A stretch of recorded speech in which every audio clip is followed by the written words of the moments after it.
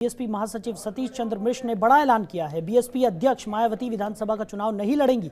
सतीश चंद्र मिश्र भी विधानसभा का चुनाव नहीं लड़ेंगे। बीएसपी यूपी में सभी सीटों पर अपने उम्मीदवार उतारेगी। बड़ी खबर आपको बता रहे हैं।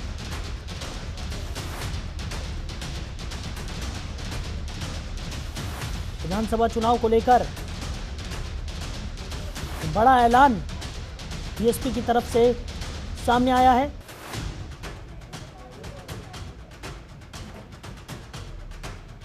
सतीश चंद्र मिश्र ने बड़ा ऐलान किया है।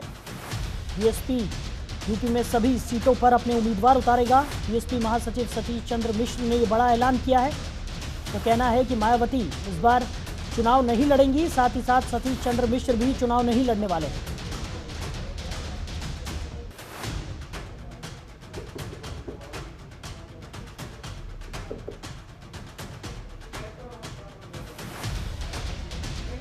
बड़ी खबर आपको बता रहे हैं।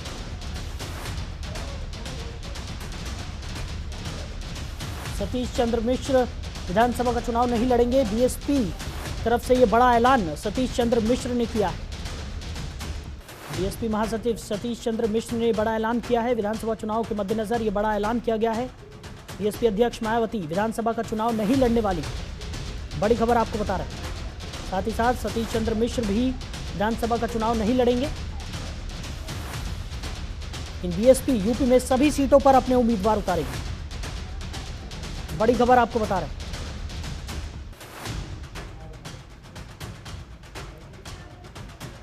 उत्तर प्रदेश विधानसभा चुनाव के मद्देनजर बीएसपी की तरफ से यह बड़ा ऐलान किया गया है। सतीश चंद्र मिश्र ने यह बड़ा ऐलान किया है।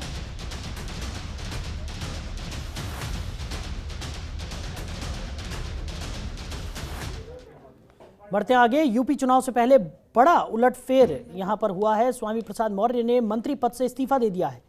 श्रम एवं सेवा योजन और समन्वय मंत्री स्वामी प्रसाद मौर्य ने इस्तीफा दिया है। बड़ी खबर आपको बता रहे हैं। तो चुनाव से पहले ये बड़ा उलटफेर देखने को मिला है।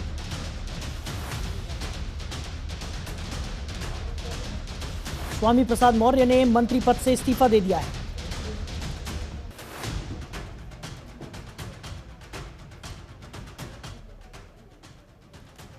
खबर पर ज्यादा जानकारी के साथ हमारे सहयोगी रामानुज हमारे साथ जुड़ गए। रामानुज, स्वामी प्रसाद मौर्य ने मंत्री पद से इस्तीफा दे दिया है, बड़ी खबर निकलकर सामने आ रही है, क्या कुछ जानकारी?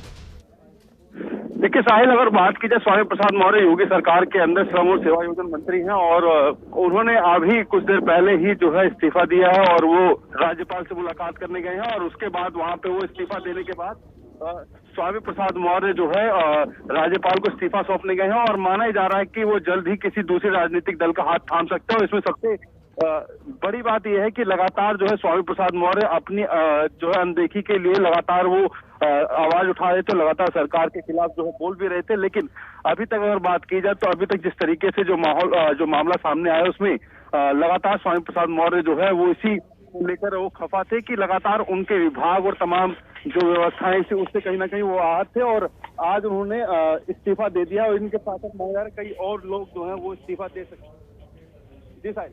रामानुज, बात की जाए तो इससे पहले अभी तक कांग्रेस में ही इस तरह की खबरें निकलकर सामने आती थी कि जो नेता हैं उनकी अनदेखी यहां पर की जा रही है, लेकिन अब भारतीय जनता पार्टी में भी कई ऐसे नेता हैं जिन्होंने इस तरीके के आरोप लगाए हैं कि उनकी अनदेखी पार्टी में हो रही थी और उसी के चलते वो पार्टी का दामन छोड़ने पर मजबूर यहां पर हो गए। और उसी कड़ी में अब श्रम एवं सेवा योजन मंत्री स्वामी प्रसाद मौर्य की बात करें तो उन्होंने भी यही आरोप लगाया कि उनकी अनदेखी काफ़ी लंबे समय से की जा रही थी और जब वो आवाज़ उठा रहे थे तो उनकी आवाज़ को अनदेखा यहाँ पर कर दिया जा रहा था।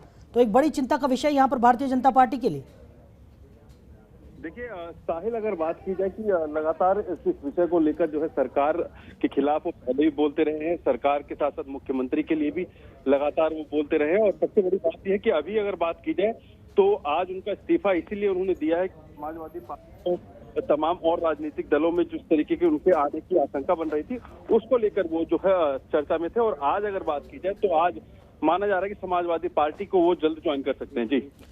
वहीं अगर बात की जाए रामानुज, विधानसभा चुनाव बेहद नजदीक है और ऐसे समय में इस तरीके से एक बड़े नेता का इस तरीके से अपने मंत्री पद से इस्तीफा दे देना कहीं ना कहीं चिंता का विषय यहाँ पर भारतीय जनता पार्टी के लिए है, क्योंकि इस वक्त ज़रूरत है कि ज़्यादा से ज़्यादा जुड़कर पार्टी को और ज़्यादा मजबूती यहाँ पर प्रदान की जा सके। और इस तरीके के बड़े नेता के पार्टी को छोड़ देने से कहीं ना कहीं पार्टी कमज़ोर होती हुई भी नजर आती है।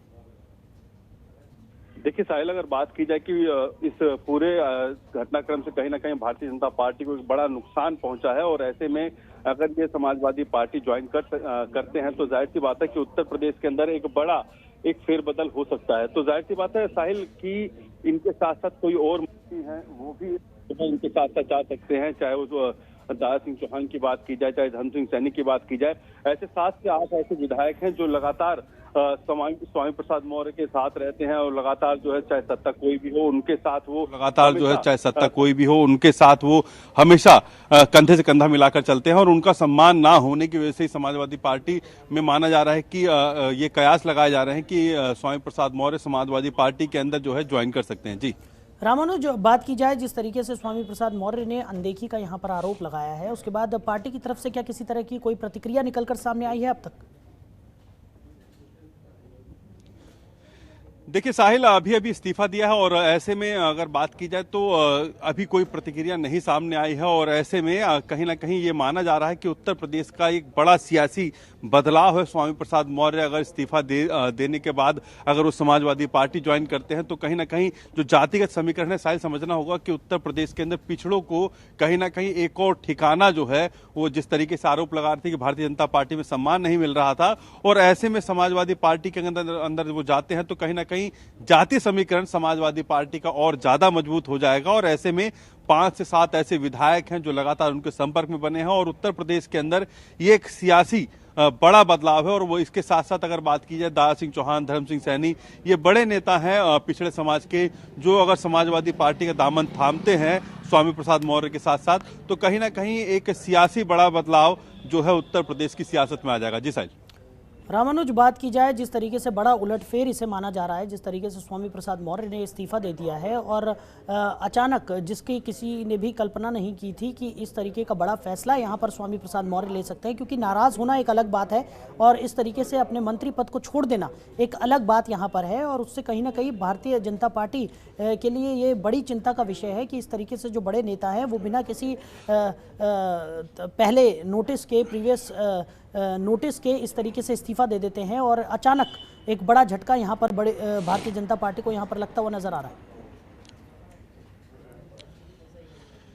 देखिए साहिल, जो इस्तीफे की अगर बात की जाए तो स्वामी प्रसाद मौर्य की पहले कई दिनों से कयास लगाया जा रहा था कि स्वामी प्रसाद मौर्य किसी और राजनीतिक दल में जा सकते हैं, और ऐसे में सबसे प्रबल जो ये लग रहा था कि समाजवादी पार्टी का वो दामन थाम सकते हैं। और इसी में ही जिस तरीके से आज जो ये बड़ा झटका लगा है, और इनके साथ साथ सबको जो राजनीतिक सियासत की अगर बात की जाए, राजनीति के अंदर इनके कई ऐसे जो मित्र हैं, कई ऐसे चेहरे हैं जिनको ये बसपा से तोड़कर भाजपा में लेकर आए, और ऐसे माना जा रहा है कि अब फिर से भारतीय जनता पार्टी से अगर ये रुख बदलते हैं समाजवादी पार्टी की तरफ, तो वो बड़े चेहरे भी, चाहे वो दारा सिंह चौहान की अगर बात की जाए, चाहे धर्म सिंह सैनी की बात की जाए, पश्चिमी यूपी में धर्म सिंह सैनी का अच्छा वर्चस्व है, और ऐसे में अगर ये लोग भी इनके साथ जाते हैं तो कहीं ना कहीं बीजेपी को एक बड़ा डेंट है उत्तर प्रदेश की सियासत में। और अगर ये सियासी बदलाव अगर देखा जाए तो स्वामी प्रसाद मौर्य जो है वो लगातार अपने समाज से लेकर तमाम और जो समाज के लोग हैं, पिछड़े समाज के लोग हैं, दलित समाज के लोग हैं,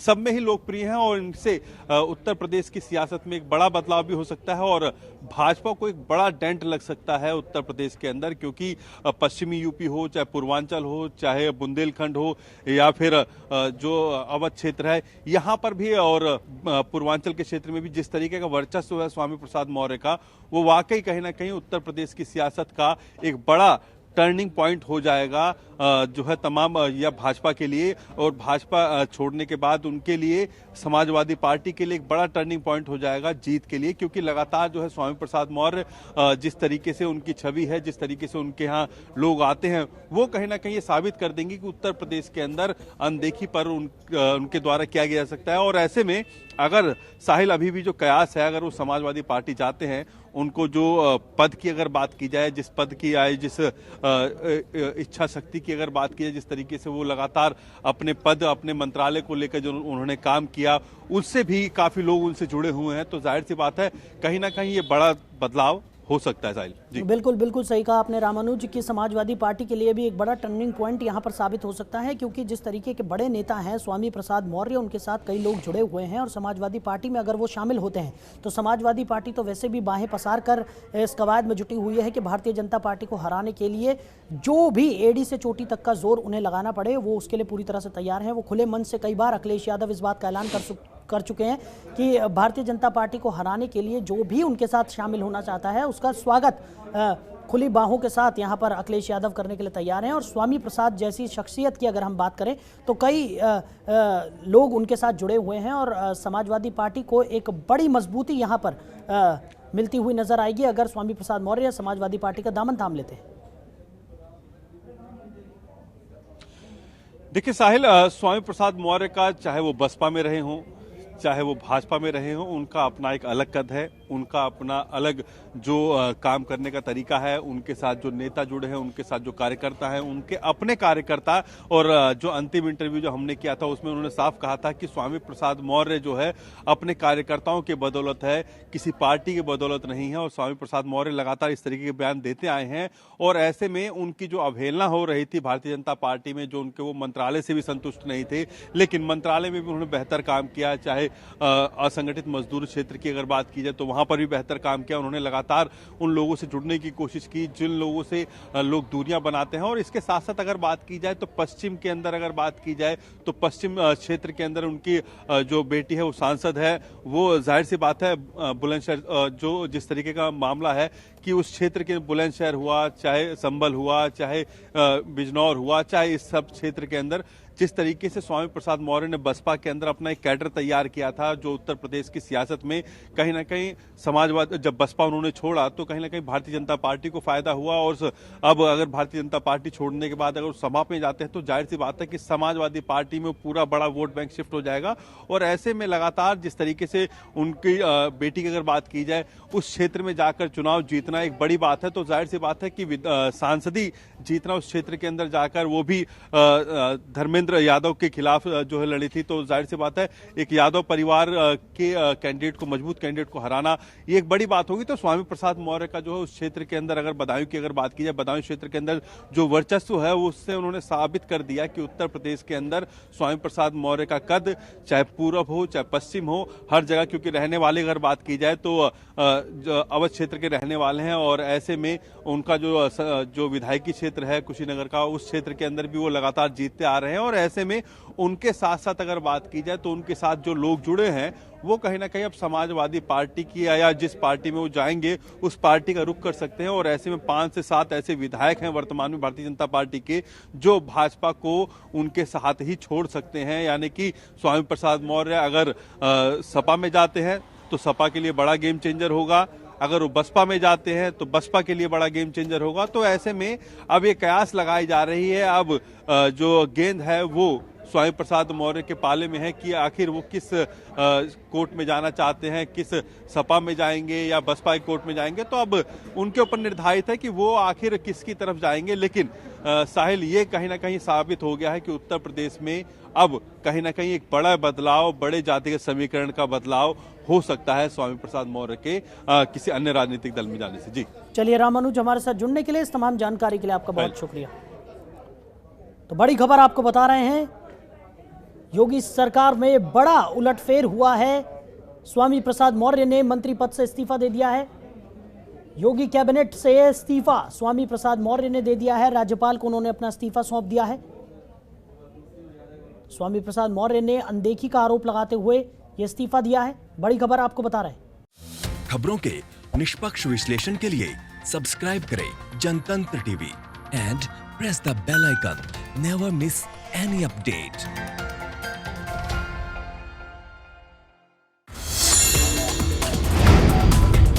Download the Janatantra TV app, available on Google Play and App Store. Download it now.